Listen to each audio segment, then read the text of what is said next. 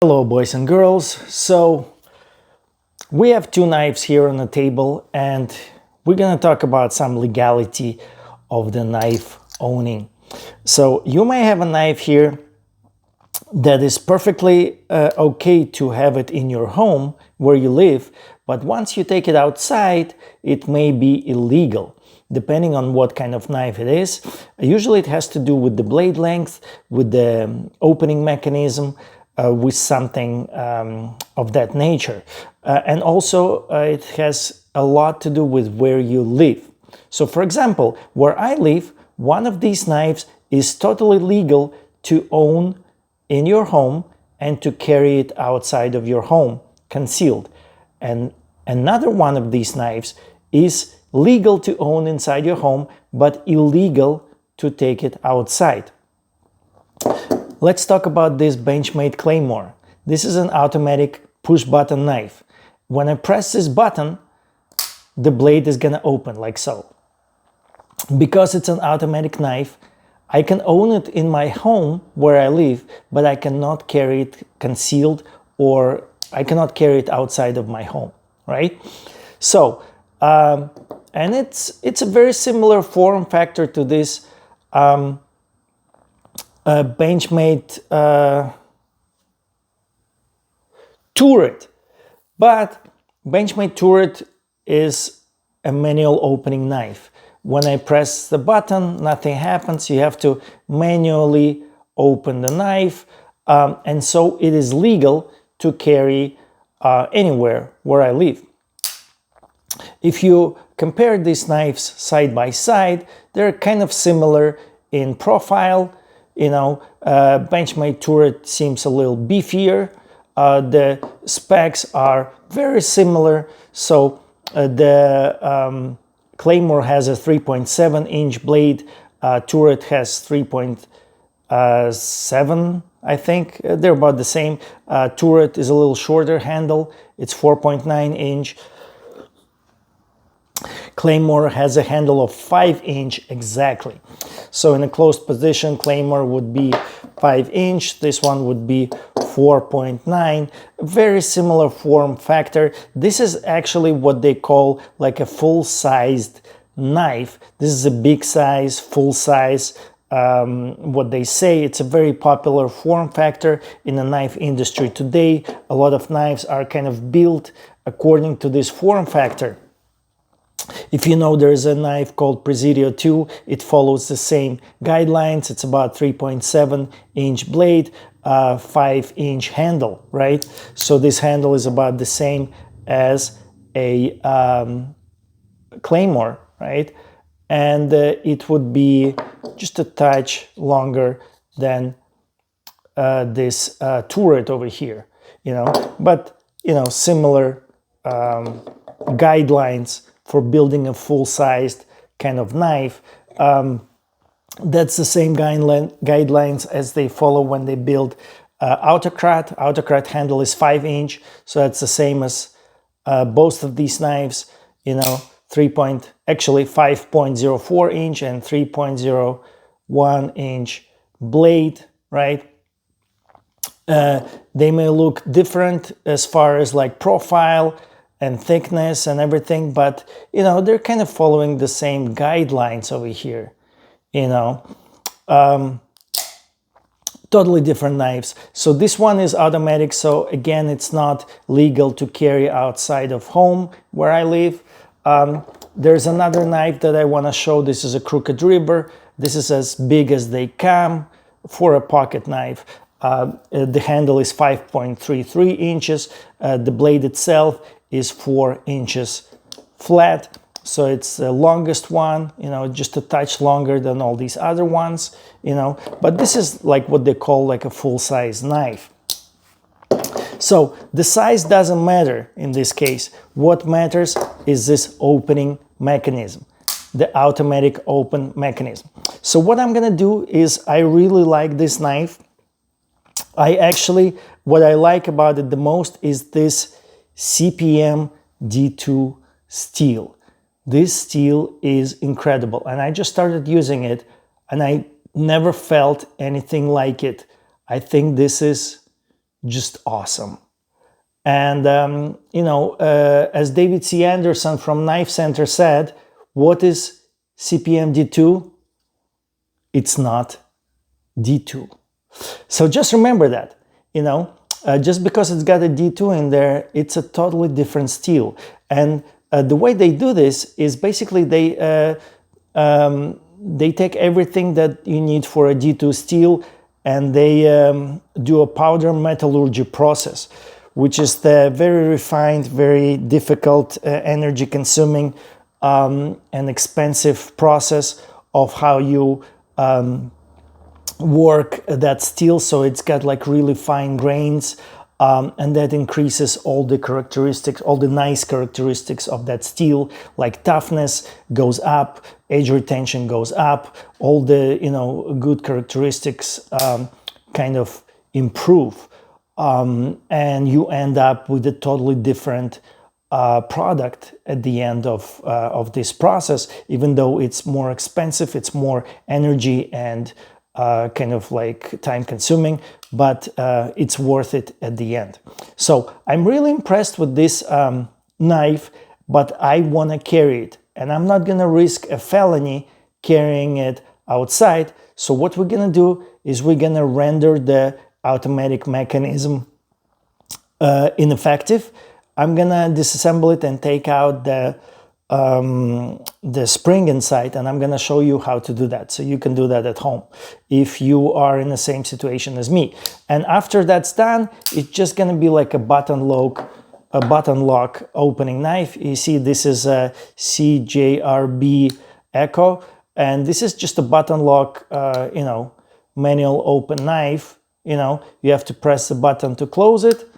And, once it's closed, you can actually open it without pressing a button, which is not going to be the case for this one, because we're, modifying an automatic knife.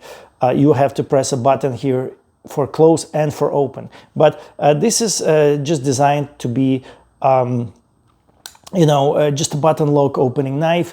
Like a couple years ago, button locks were all the rage. Right now, they're not as popular. Because it's not really a good design, to be honest, for a manual open knife. It might be a good design for automatic knife, and again, that's debatable. But for a manual open, it was a fad, and that fad is gone. But at the time, this was actually my first ever knife that I bought, just consciously.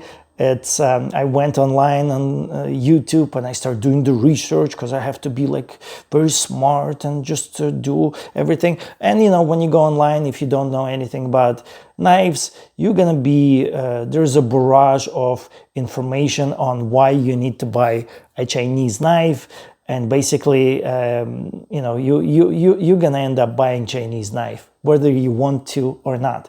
But as I went deeper into the hobby, I got into niche, kind of like my senses started improving, and I realized that this knife is actually not good. This steel is not really horrible. ARPM9 steel. The Knife Center called it a respectable steel, and that's why I don't listen to any advice from knife people anymore, because you cannot take their word for it. This is horrible steel. It's just like a clay. I mean, you can sharpen it and you can have a nice shaving paper and everything. Eventually, what happened is I had to cut open a clamshell packaging. And this knife was defeated by that clamshell packaging. And I started research knife steels, and I decided to invest in a good knife. And I bought this really nice PMP Revenge 2, which is a limited edition, 105 out 150. I don't know if it's gonna focus for you guys, but you can see. So I decided, I pay a lot of money, but at least I can cut the clamshell packaging because it's going to have an M390 steel, which it does. And to this day, M390 is like my favorite, one of my favorite steels. You know, some people like Magna Cut, and I do like Magna Cut as well. And Magna Cut is the best balanced steel, but it's not the best in any category that that matters. For example, M390 is better than Magna Cut in stainlessness, and it's just a slightly better in edge retention. And for some reason, when it's done right, I don't know, this steel, it's like so good, it's so hard to defeat. And the first thing I did is I took it to that clamshell packaging, and it's just destroyed it. It destroyed it. So basically, you know, not all knives steels are made the same. It's not just, you know, you're just gonna sharpen it and it's gonna work. No, it doesn't work like that. You know, sometimes it pays to invest in a good knife, in a good steel. And by the way, this knife follows the same kind of advice for a full knife as all these knives on the table right now. You know, it's got 5.12-inch handle, it's got 3.75-inch blade. As you can see, it's very similar in profile to these full-size knives, you know, that we have on the table here. And that was my first real nice knife. And, you know, after that, I kind of got, you know, I went down the rabbit hole, and now I own all these knives. So that's how the knife hobby started for me. So what we're gonna do is we're gonna take the spring out, and we're gonna have kind of like something like this, a button lock manual open knife. And you know what's good about this Claymore, it's got like a stopper here. So when I press this, this button is not gonna be functional. So you cannot close this blade. This is good for when you need to get some work done, right? So you will just use this lock it out, and then you can just be very confident in your knife because you know it's not gonna close on you. So that's an extra safety feature that's kind of nice. So if you don't have that spring pushing this blade open all the time, and you're worried about like what's gonna happen to me if I have to do some serious work with this knife, so this really helps to put your mind at ease, right? And you can also use it when it's closed, right? So when you close it, you can use this, stopper here. And then if I press this button, it's not gonna open the blade, but I don't ever recommend doing that. When your knife is closed, just leave it like this, you know? Leave it like this. Potentially, you know, people are afraid that it might open in your pocket, but it's not gonna happen. I mean, and if it does, just take that risk. You know, you will realize it, oh my God, it opened in my pocket. Because, you know, last thing you want is you pull it out of your pocket and then you need to use your knife for whatever reason, and you press it, you know, and it's not opening, and you have to figure out why. You have to look at it. Sometimes you don't have that luxury. You have to pull it out and use it right away. So when it's closed like this in your pocket or your purse or whatever, you know, don't use this stopper. Make sure your knife is available and ready to go. When you pull it out, it's good to go. But definitely use this stopper when it's open and you need to get some work done, right? You need to trust your knife. You need to make sure it's not gonna close on you, you know, so go ahead and use it when it's open, you know. That would be my recommendation. But again, at the end of the day, do whatever makes you feel happy, whatever makes you feel safe. You know, I would not feel safe if this knife is closed and then this stopper is preventing it from being open. And then when you take it out, you have to figure out which position it's in. It's better to have it always ready to go, as far as I'm concerned. So, is that enough preliminary talk? Yes, it is. So as far as my expertise, I've taken a bunch of different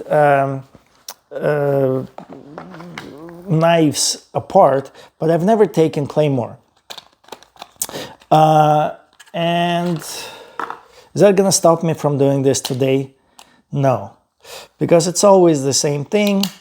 I have full confidence that we can do it, so follow along. And if you are in a horrible place where these knives are illegal, you're gonna know what to do. First things first, we're gonna take off the pocket clip. By the way, if you are a lawmaker, please make sure to get rid of all these ridiculous laws. You know, let us enjoy our hobby. You know, it doesn't do anything to stop the crime. People who want to do crime, they will do the crime. This is just to mess with law-abiding citizens like myself, and that's why I'm doing this, because I'm not going to risk a felony. I'm going to, you know, take away some of the functionality of this amazing knife, because the knife is really amazing. I'm very impressed by this, but at the same time, it's illegal. What am I to do? You know, I'm not going to risk a felony. You know, as you take out these screws, just make sure you can see if they are the same length or different length, because sometimes they may be different and it pays to pay attention. So the ones where the back spacer is, there's just a screw on one side, and on the other side it's like a recipient screw. So you just have to take one side of it out and the other side will just fall out. And I'm looking at the screws. So far they are the same length, which is good. But, you know, we still have a few screws to go, so that may change. We will see.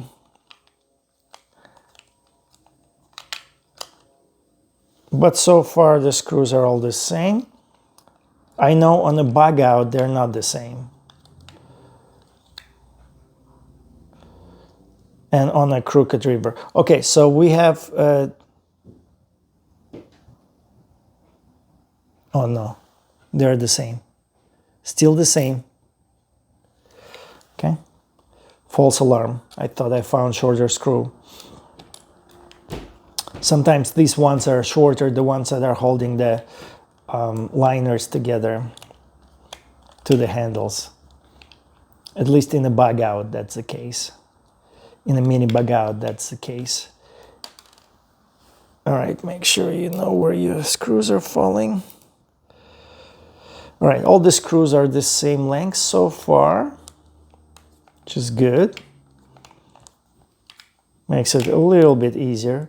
But if they're not... oh, by the way, there's only one screw over here on top and it's not coming out. It's just being spindly, spinny. And I don't like that. Am I not going to be able to take this apart now? Look.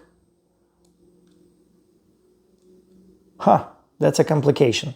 I might need something extra here. Let me see what I have. There are a few things I can do. I can use the Free P2. Its needle nose pliers are thin enough that they get in here, and I can hold this part over here, right? Or, which is even better, I have these pliers which are spring-loaded. It's my Leatherman Squirt PS4. It's a plier-based multi-tool, and it's a little easier to use because the pliers are spring-loaded, and so that's what I'm gonna do. And let's see if that works. And of course it works. Why wouldn't it work, right? And it's as easy as that. Just have to make sure that your hands are doing a bunch of different things all at once. We pull this screw out and it's the same size as all the others, so it seems there's that spindly thing. I don't know why it's like that. Usually Benchmade is a little easier to deal with, but you know, we were able to get that done. Now we need a T10. T10. And that's for the pivot. Unless you have a Chinese fake knife, and then you need a T8. But then this channel is not for you. All right, so we have a pivot screw out. Oh, the whole knife is coming apart. I can feel it. Ooh. Okay, the pivot screw is out. Oh, the whole knife wants to jump out. See, it's like, I don't like that. I don't like that feeling. Okay, let's get out the pivot. Let's get the pivot out. Okay, push it out, push the pivot out. All right, so, oh, it just, like, look, something just unraveled inside. And that's not a good thing. It's not a bad thing necessarily, but I really don't like that. I hate that. But okay, it's done anyway. All right, so let's see what we're dealing with. So there is that spring that opens the blade, right? You can see it.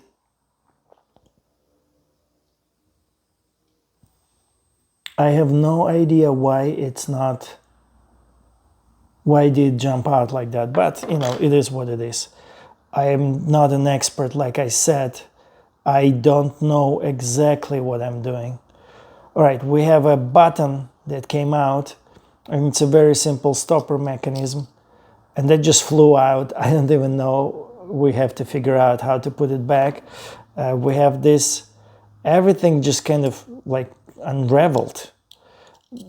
So we have the button that's opening the blade, and that has its own spring. We have to keep that spring in there. This is the top spindly thing that I was holding with the pliers. No, that's the top spindly thing. This is different. I don't even know what it is at the moment. I have no idea. Okay, guys. All right, so now something is not feeling quite right. Okay. It's double springs. It's double springs, which is kind of awesome. This knife is being pushed out by two springs. One on top, one on the bottom, which is kind of amazing. I'm amazed at this. And by the way, it shoots out really forcefully. And that's because you have two springs like this. This is the spring for the button, for the opening button. So I'm going to keep this spring that's going to go back in here. And it's kind of nice that it has two of these springs. Huh. So you put it like that. You see that there's that part of the spring that goes in a notch in the blade. And you start closing it and it starts giving it tension, you see? And same thing for this spring over here, you know, you just slide it in like that, you know, it has that thing, I guess. And then top part is gonna go in a notch over here, see? You just have to align everything nicely. Gosh, this would be not easy to put together. That's why it jumped apart like so. What a nightmare.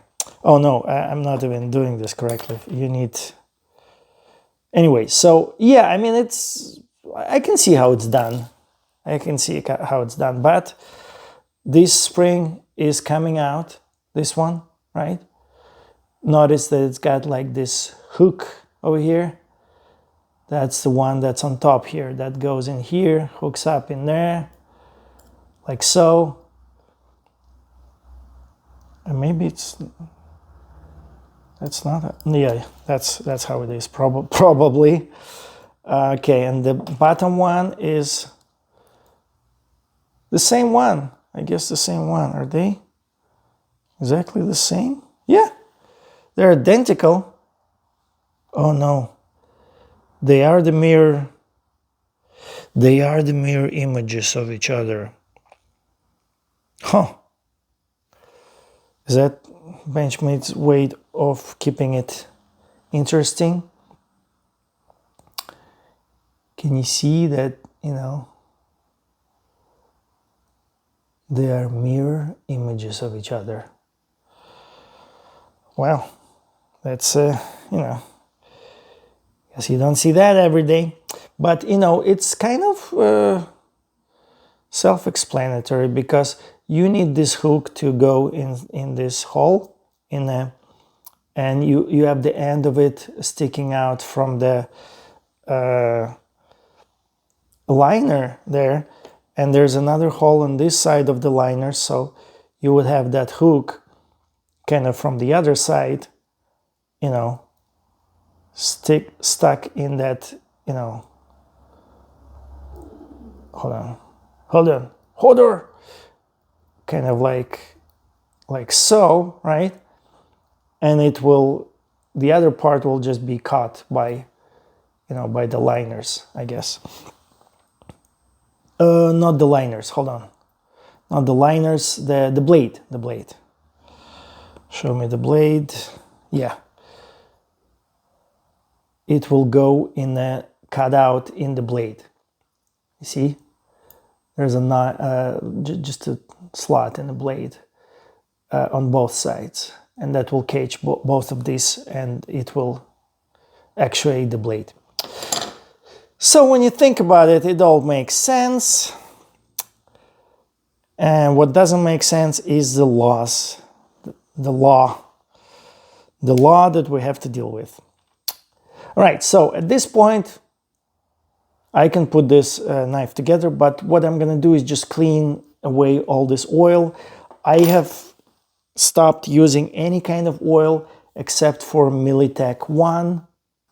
Guys, if you don't want any problems with your knives, make sure to get some Militech 1. This is just a miracle oil. So I would always have issues with my autocrat. I already disassembled it like 4 times, and eventually I read up online, and some guy said that, you know, ProTech knives recommended for him to use Militech 1, you know, and he used it and it solved his problems, and it just 100% works. So I used the Militech for this one, and, you know, before I used Militech, I would disassemble it, clean it, you know, put some oil where it needs to be, and like 3 days go by, you know, it starts being sluggish, it starts being harder to open, you know, it starts, you can see the action, it starts snagging, you know, and so you have to open it, clean it, like God forbid you use it for food, you have to wash it, you know, and then it repeats, the history repeats, and then all of those problems were solved by using Militech 1. So right now, you know, I bought this dispenser on the needle oil dispenser on Amazon. It's like a couple bucks, whatever. And this has Militech oil. I'm gonna use it for all knives from now on because it just works so good, you know. So I'm gonna clean this oil.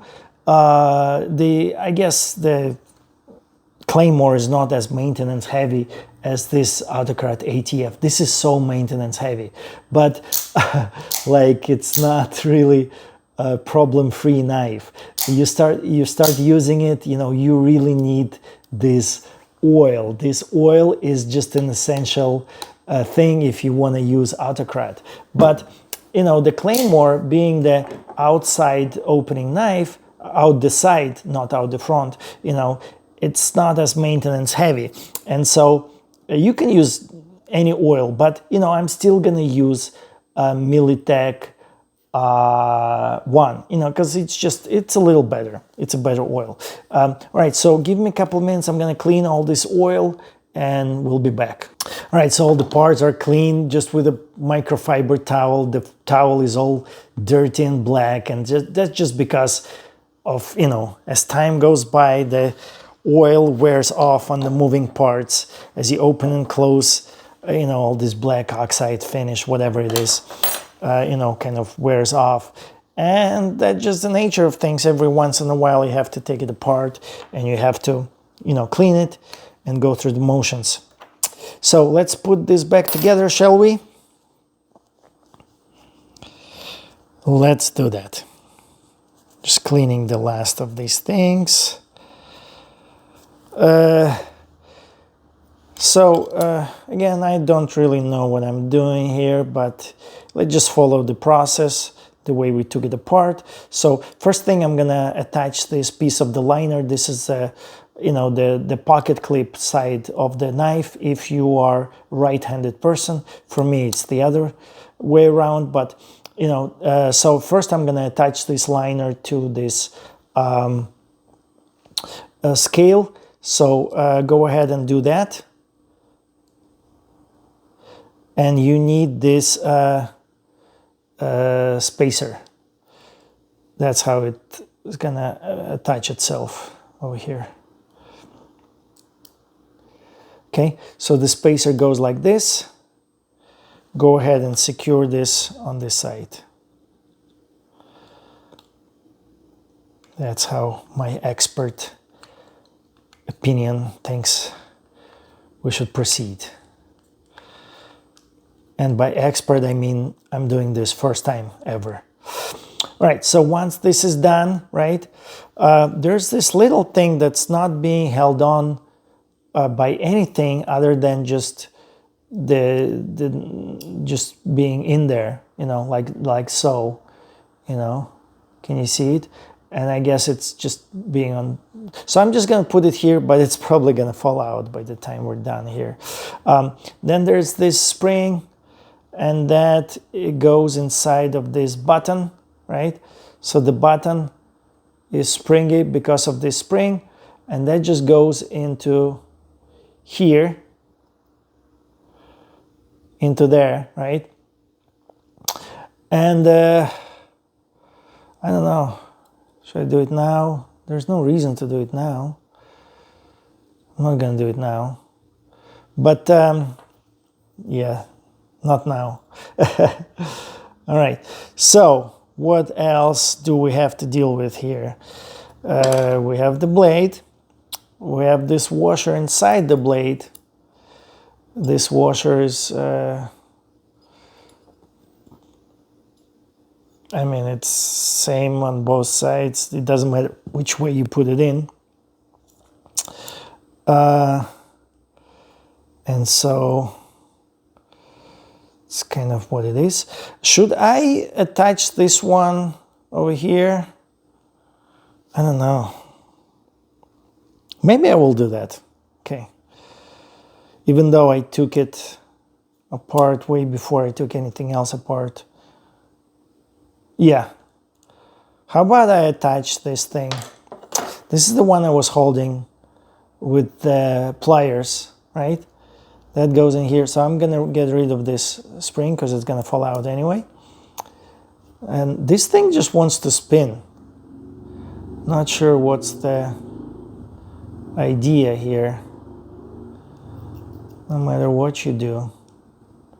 It's probably from another knife, but there's no hole on the other side. There is a hole on both sides of these. Only one of them has the Loctite. I think I better use the Loctite. Like I said, that thing fell out, but I will put it back in. I'm gonna start using Loctite because might be important now for some of this. All right, this is a lucky winner of the Loctite lottery. Okay, you don't need a lot of Loctite, just enough, just a little bit. Okay, a little more. No matter, just don't do too much. Don't overdo it. Have some finesse about it. Not sure if you guys can see what I'm doing, but I'm trying to get this screw in here and get this thing attached. And just by hand right now.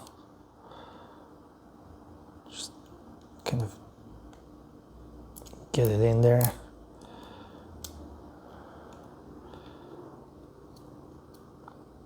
It's gonna work. Just trust the process. Get it tight. Okay, it's attached. And don't worry about it because Loctite will do the rest.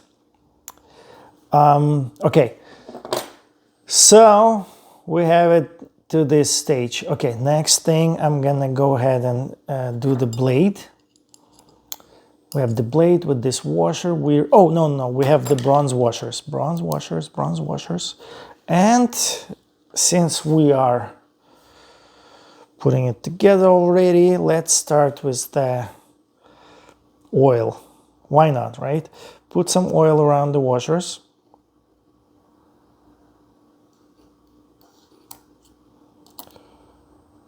And make sure it's not a lot like what I just did. But, you know, Militech is so good. Maybe, you know, I'm just cleaning the excess oil. But if you played that game Cyberpunk 2077, there's this evil corporation called Militech. Maybe they know something, you know, those Militech. But they were, you know, up to no good. But in this case, the Militech is up to some really nice oil, which it really works, guys. I don't know, it's like a magic thing. It works. Get yourself some Militech. There's really no alternative. I tried different things, and until I found this Militech, I was basically, you know, nothing was really working. All right, guys, so we are at this stage, right? So I have two bronze washers, I have oil. I'm gonna install the button right now to the best of my ability here. Not really sure exactly how it's gonna go, but let's do this somehow.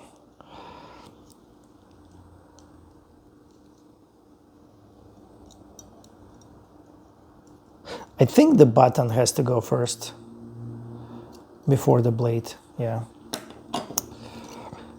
Let's see. Okay. My idea is I want to get that button pushed in. Is it gonna go? Seems like the button is bigger than this opening. Let me just test that idea. The button is bigger than the opening, so it will not go in. Huh. Okay. Well, it is what it is. So the button will not go in, so I guess what are we dealing with here?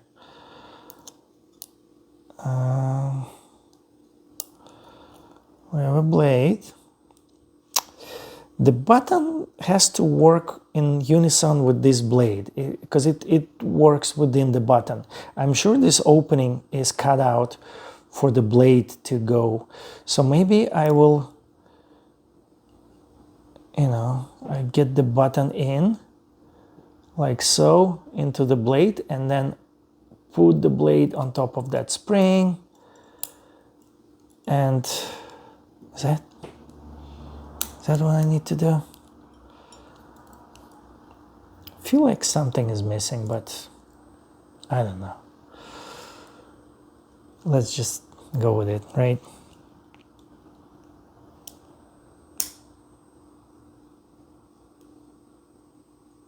Something is missing, I don't know what. Huh. Do I have some parts on the table that I need to be aware of? I don't see any. Let's just keep on keep on keeping on. Got the pivot screw. Let's install it. Why not? Just install the pivot screw, shall we? Shall you? Install it. This is much easier. Just keep in mind, if you're struggling, this is much easier than if it was two more springs in there. Just keep that in mind. I may still have to go back to those two more springs. All right, so I'm just keeping the button as is, like so. Like, just trusting that it's gonna work somehow. Will it work? Who knows, right? Okay, so pivot, go in, please.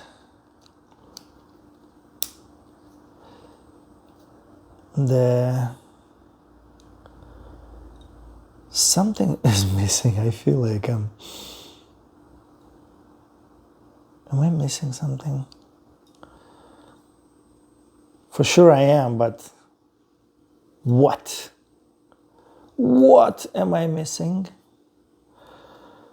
Something. So no. This button is not gonna push like this, and I'm not sure what is the problem here. This button really needs to go deeper in there, but it's not gonna. Oh, hold on. I'm missing a whole freaking jeez Louise. Whole another piece of this. I'm sure this is important, right, guys? Gosh. All right. Back to square one with this button. Just fine. Okay with this.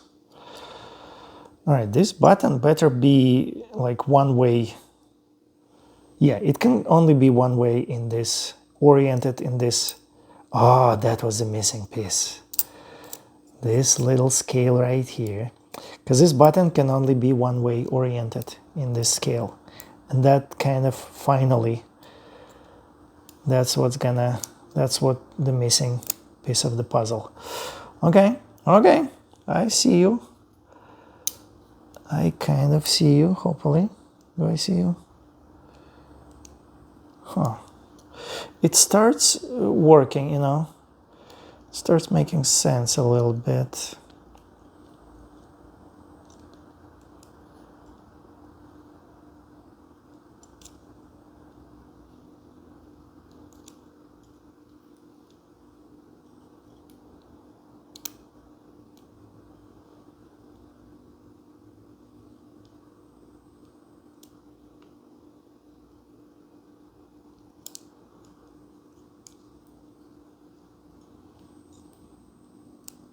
Okay, so that's how the button is gonna be. Still don't have a full confidence on what okay, you kind of have to push it in so it snaps in. The button will show up like so, and once it's not pushing in, it has nowhere to go inside.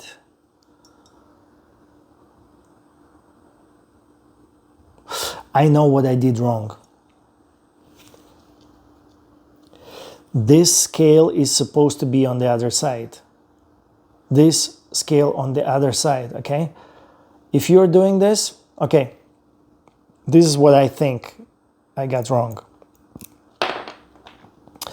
You see how this scale has a cutout with one side flat? Make sure that this goes on the bottom where you have the, if you're a right-handed person, on the clip side of the scales, okay? So I have to start over, okay? And I think it will work then. Okay, see, I think we're learning something here. Let's call it progress or something. Hopefully. All right, so guys, see what happens when you get in over your head. Well, it's a learning opportunity, right?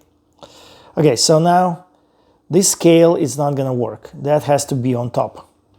This one has to be on top. It's not gonna work on the bottom here like this. The liners, I'm talking about the liners. I hope you guys understand what I'm talking about. The liners are not, they're like a liner that goes on the bottom and liner that goes on the top. They're not the same. So switch them up. I did this wrong. Start over. Put this liner on the bottom, okay? The one that has a one flat cut out over here on the bottom, that's where you want this one, okay? And you know, just follow this process again. You know, I'm gonna wipe the excess oil again, because now we have everything in reverse. So start over, put this liner on the bottom like so, and then start securing it with 2 screws over here, and then we proceed from there. All right, guys, I'm glad we figured it out.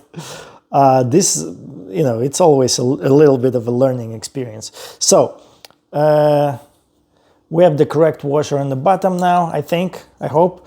Let's do the honors with the oil. Not a lot, just a touch of oil. Sometimes it's hard to do just the correct amount. And the correct amount is very, very little. Very little. You don't need a lot. You really don't. Okay, so here we go.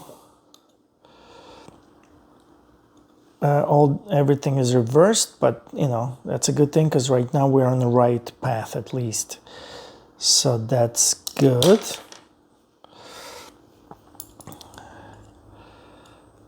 Okay. Okay. I like everything so far. Huh. Actually, yeah, it's good. Tolerances are kind of tight, which is not a bad thing, but hopefully I can get everything in. I can get everything in is what I hope for. The tolerances are tight. I think I have to do the button first. Button goes in first. So the button has one flat side, and that has to go where the flat side of the liner is. And hopefully this, yeah, and this time it goes in. It goes in, and I want to scream victory, because that's good. And now the blade will work within that button as it's pressed. Okay. Okay, I see you. All right, so I'm just gonna keep the button pressed because it wants to fly out already. Putting the oil and the washer in.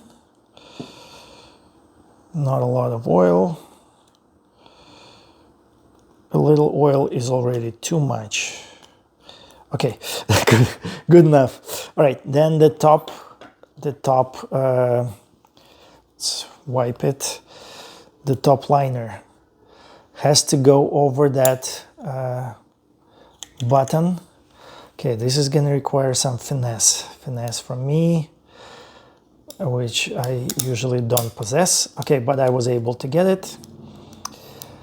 And let's make sure everything lines up. And it does. But I'm missing that little thing that goes in here. So I have to take it out and put it back in. Okay, let's press the button. Take the liner out. Okay.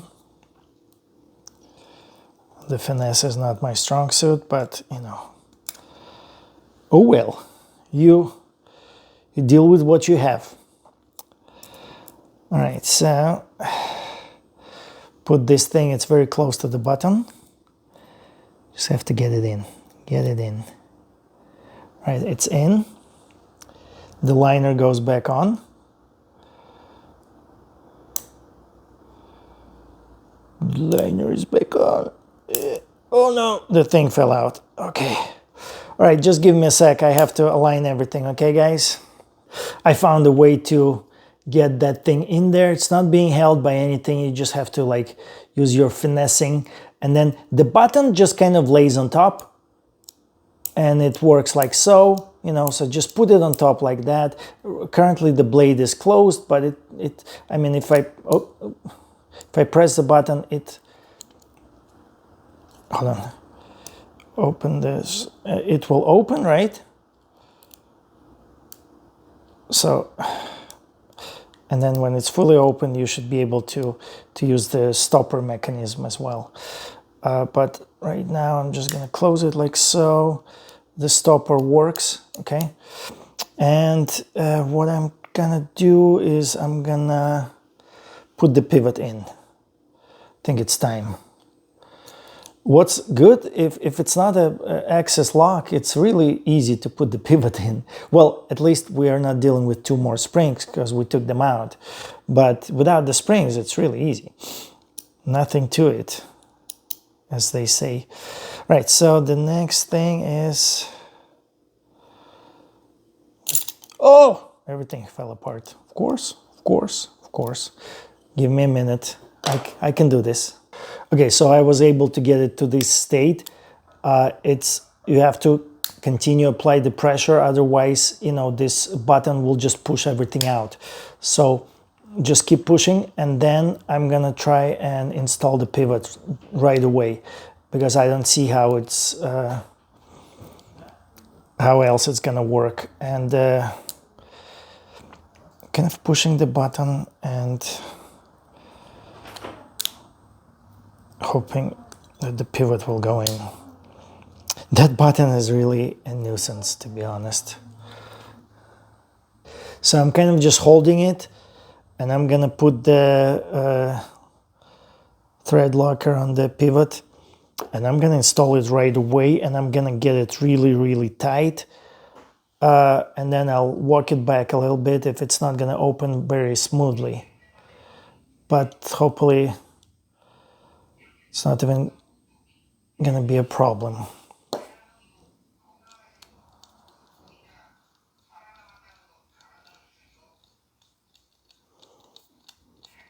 Right now I'm just closing it all the way. It's closed, all the way shut. And I'm gonna install this, and all these screws I'm gonna install right now. Let's use a little bit of a thread locker on all of them. Why not? So just, you know, just keep installing the screws. I'm kind of applying the pressure right now because I'm afraid if I stop doing that, something is gonna go out of alignment and I will, no! Oh, the worst thing happened. I have to go on the floor and look for a screw. I found the screw. Always have faith, guys. You know, sometimes it feels like, oh my God, I'm never gonna find it. You know, just have some patience. I've done it. I've done all the worst things that you can imagine, but it always works out at the end. You know, always have faith and have patience, and you will get through this. It's not easy the first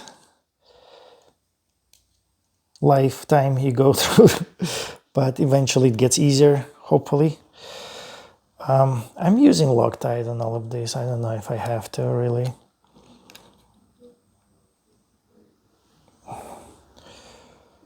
Just to make it more difficult for myself, I guess. I'm a little more sadistic towards myself today than usually. So Loctite on everything. Yay! All right, we're nearing the completion of this process. Here, some more Loctite, please.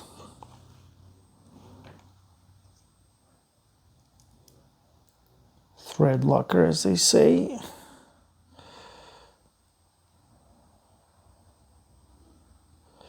Just a touch, not a lot, you know.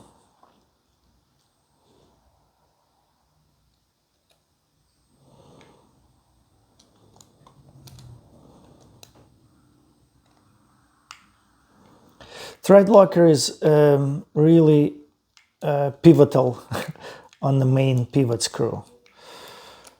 But everywhere else, it's, you know, you'll be fine by just without it, to be honest. But, you know, I used it everywhere today. And we have one more screw over here for the liners. And let's continue with the thread locker tradition.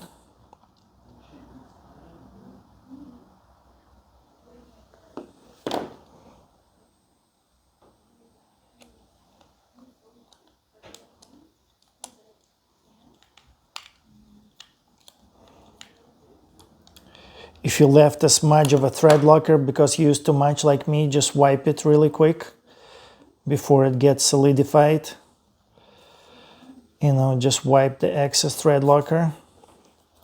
All right, right now this knife is supposed to work as a button lock knife. Right now it's closed, right? So it's not working. You have to press the button and open the knife. And it's not opening because I tightened the pivot screw too tight. Let me go ahead and loosen the pivot screw. But you don't have to loosen it too much, just enough where it starts working. That's not enough. That's not enough, even though it started moving a little bit. You can open it, but it's really hard right now. And this, it's still not enough.